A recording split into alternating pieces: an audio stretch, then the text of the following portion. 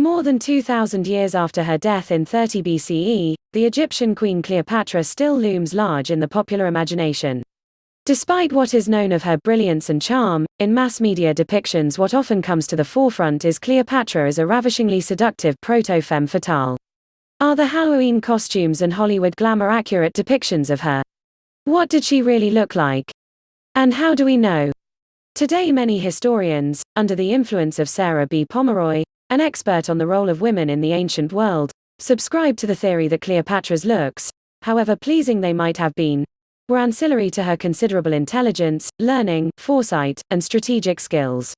The image of her as a sultry seductress likely stems from a narrative originally pushed by Octavian, Augustus, to rationalize his rivalry and conflict with fellow Roman Mark Antony, who was portrayed as having been manipulated by a foreign temptress. What's more, casting Cleopatra as an evil beauty conveniently downplayed her competence and significance as a ruler.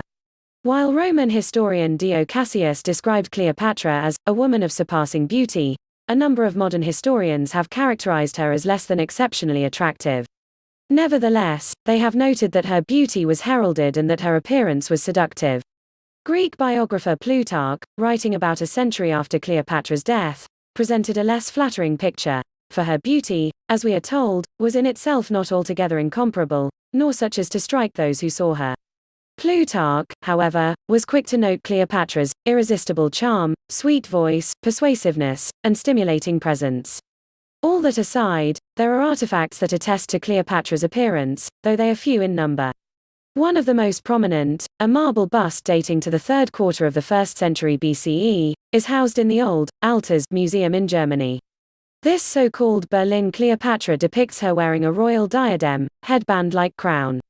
Her face is framed by ringlets of curly hair, and the rest of her hair is arranged in a melon style, divided into segments that run like the ribs of a melon from the forehead back, and gathered into a bun behind her head. Her eyes are almond-shaped.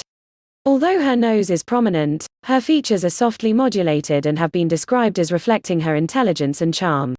Cleopatra's hair is styled similarly on another marble bust, this one found in a villa on the Appian Way in 1784 and now displayed at the Vatican's Gregoriano Profano Museum. On this bust too, her features are generally soft and her lips full. Her nose is missing, but its footprint on the face suggests that it was large. An aquiline nose is the most prominent feature of the profiles of Cleopatra on contemporary coins, issued by Cleopatra or in her name, that are widely held to give the best representation of her appearance. On some of the coins, her nose is less hooked, her cheeks are full, and her chin is small, as on the marble busts.